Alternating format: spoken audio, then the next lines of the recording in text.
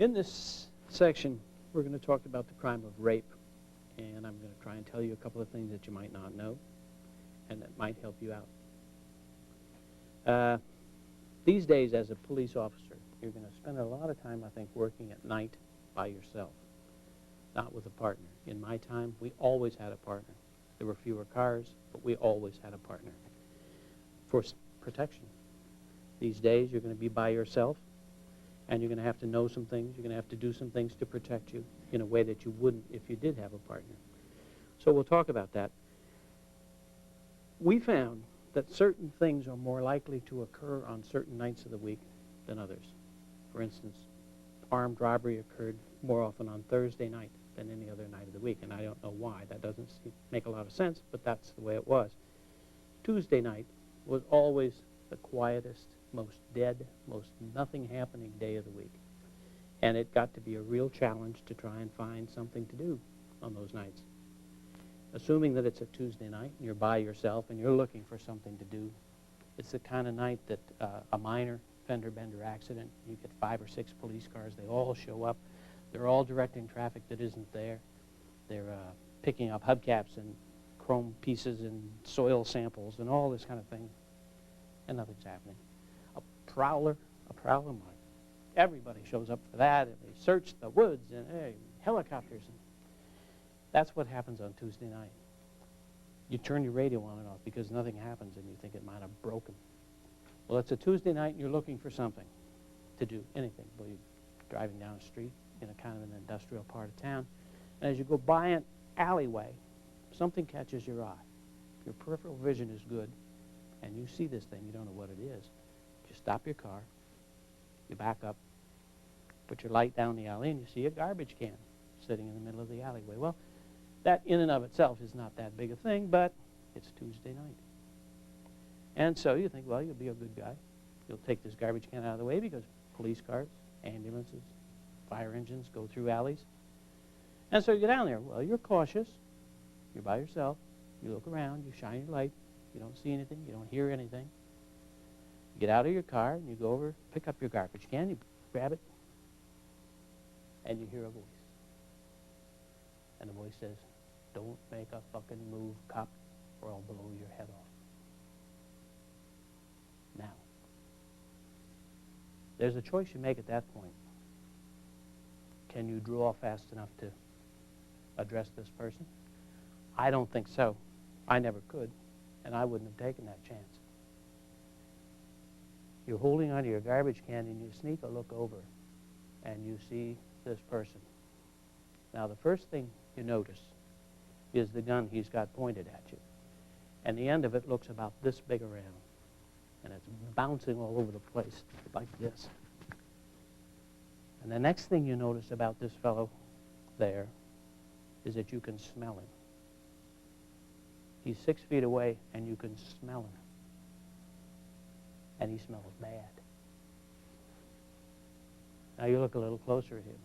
He's got hair that comes down past his shoulders. He's got a beard. His hair is raunchy, dirty, oily, greasy, kind of hair that if you grab like this, it makes a rope. His face is covered with zits, and a lot of them are open and running, and got snot in his mustache. He's just an awful, awful looking guy. And he's got a gun, and it's pointed at you. He's saying, "Don't move. Don't make a fucking move." Well, right about now, you're not making any fucking moves. I've known a lot of police who've been in this situation, and one close friend who has. And if you are like them or him, you're going to do what they uniformly did, and that's play for time.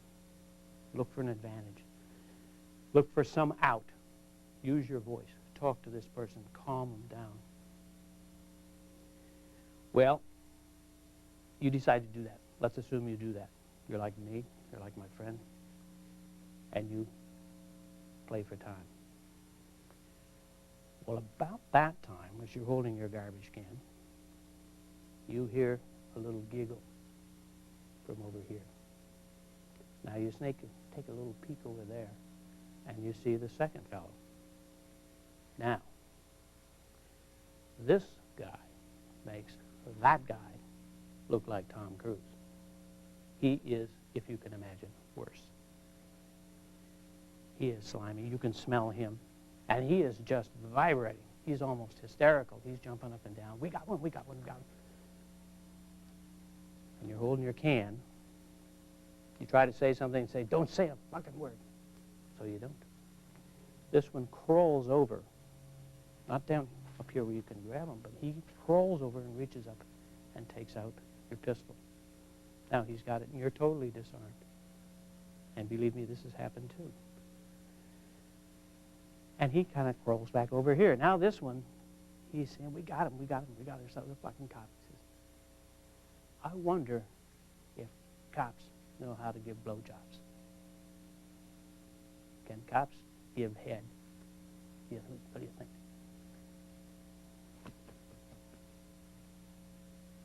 What do? You're still looking for an advantage. You're looking for a way out of this. And this one is hysterical. He says, I think so. Yeah, go ahead. Yeah, do it. So this one comes around in front of you. He gets in front of you, and he's got his gun, and he says, down on your knees. Or I'll kill you. I'll kill you. So what do? You don't want to die. You don't want to die. Nobody wants to die. So you do it. You get down on your knees. Put your hands behind you like he tells you.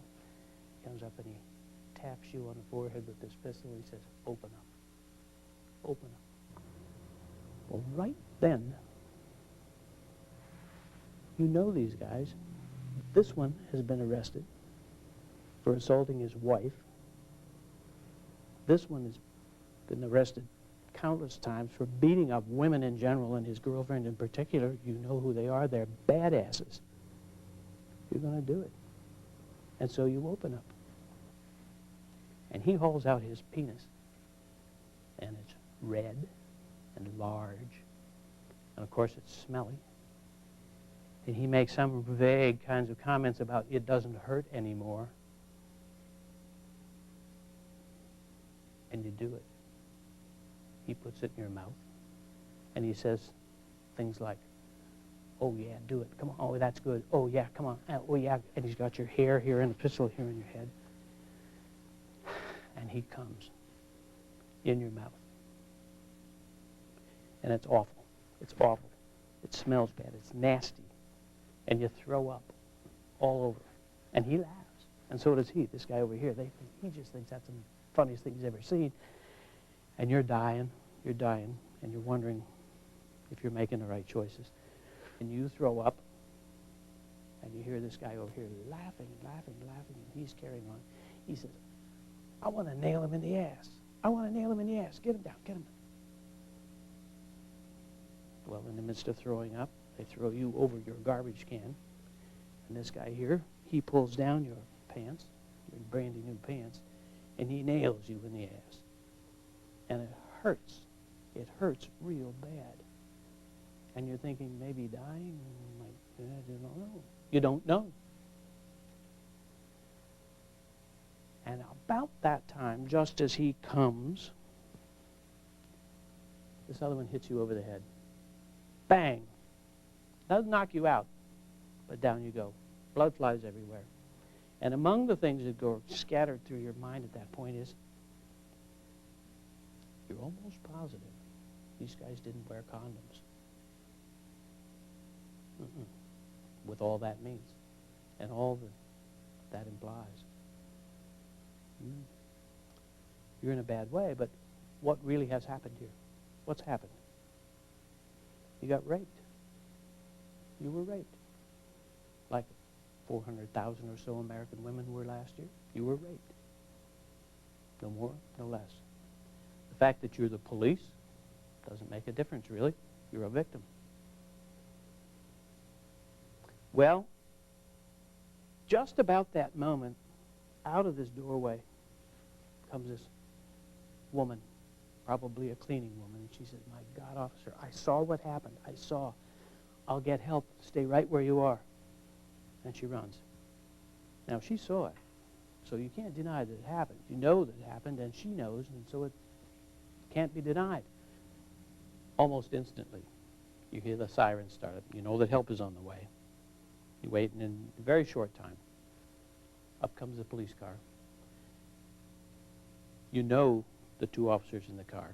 They're not friends, but they work in the same district that you do, and of course they rush right to you. And they're concerned, are you okay? What happened?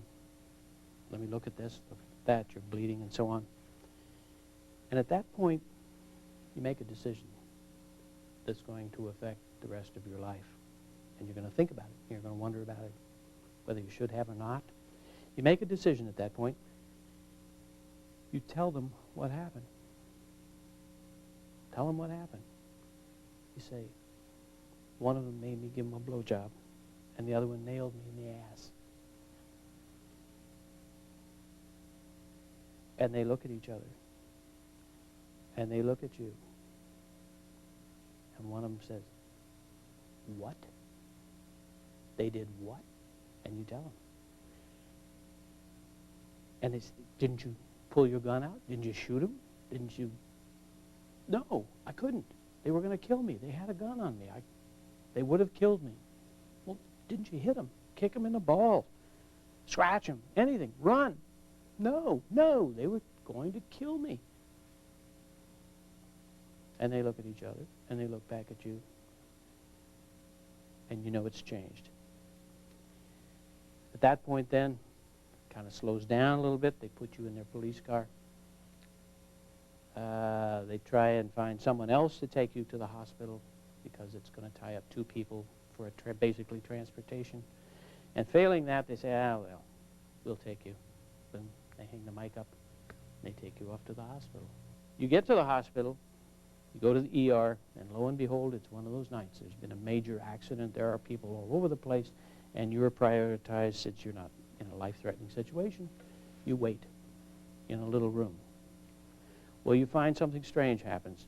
Everybody in that hospital has reason to come by your room and look at you, sometimes twice. And they know, and you know that they know what happened to you. But there's nothing you can do about it. You sit in your room and you wait. After a time, somebody comes in and they spread out the white piece of paper on the floor, and they have you take all your clothes off, all of them, and put them on the white paper, bundle that up, all your clothing, everything, and that's evidence. And they take that, and there you are. You've got a hospital gown, and that's it. Well, after a time, you get into the ER itself, you get into the examining room, and you get up on the table, and you hang your legs over what are called stirrups. And I've heard them described as like oarlocks. You lay flat on your back, and you put your legs up and hook your knees over these stirrups, exposing yourself. And the doctor then makes a rape exam, swabs your anus, looks for, with a black light, looks for semen stains. They take maybe blood samples if there's blood present, and so on. Pull out pubic hairs, and that hurts. They have to pull them out. They have to get the roots, so they can't cut them, but pull them out. And while they're doing that, somebody's at the other end taking care of your cut, and there's a third person who's there with a clipboard writing down what happened to you. Now, there's got to be somebody else that knows. You got to tell somebody else. Well, you kind of turn in to yourself. You get through this thing, and now you're faced with a real dilemma. How do you go home? Your car's at the station. You have no clothes other than a hospital gown, so you have to call for help. Who do you call? You call your wife, if you have one. That would be difficult. Explaining what happened, especially the part about no condoms, unprotected, so on. Called your best friend. You have to tell your best friend what happened to you. So what do? We'll assume that you find some way of getting home. It's going to be difficult, to say the least, no matter how you find a way home. But you do get home. And so the lieutenant says, well, come on back to work. Give yourself a day and come on in. And so you do. And you go back to work. How do you think you'd feel? Driving around, you're alone at night, same situation. How do you think you'd feel about alleys, people? It would be different. But something else is different. the officers that you work with treat you differently. It's a different situation. They don't sound the same. They don't talk the same. Things have changed. And after a few days, one of your friends comes to you, says, Dick, I'm going to tell you something. I'm your friend. I'm going to tell you something because I'm your friend. Well, in my experience, when anybody tells you, I'm going to tell you something because I'm your friend, watch out. He says, Dick, the guys have been talking. They say, you know, you said that these guys, you'd known them, you'd arrested them. The guys are saying that these guys are friends of yours, that you'd met them there before, and that this was something consensual, kind of, that just got a little bit out of hand. Is that true? How do you think you'd feel? How do you think you'd feel about that? What do you think you'd want to do? What can you do? You'd want to strangle this guy, but then he's your friend. Could you go to everybody in that police department and grab them all and tell them, no, it wasn't like that, I didn't do that, it wasn't that way? No, you couldn't. If you did, it would probably make them wonder even more. You couldn't ever completely wipe that out. Probably couldn't even affect that. And it would be something you'd have to live with the rest of your life. Again, what's happened to you? You've been raped. And this is what happens to people who get raped. The guiding kind of thought about all this, what you can think about. How would you like the police to respond to one of your loved ones, God forbid, who would find themselves in this situation? How would you like them to treat your loved ones? And if you think about it and you do that which you would like them to do, if you treat victims that you encounter that way, you'll be okay. You'll do the right thing. Thank you.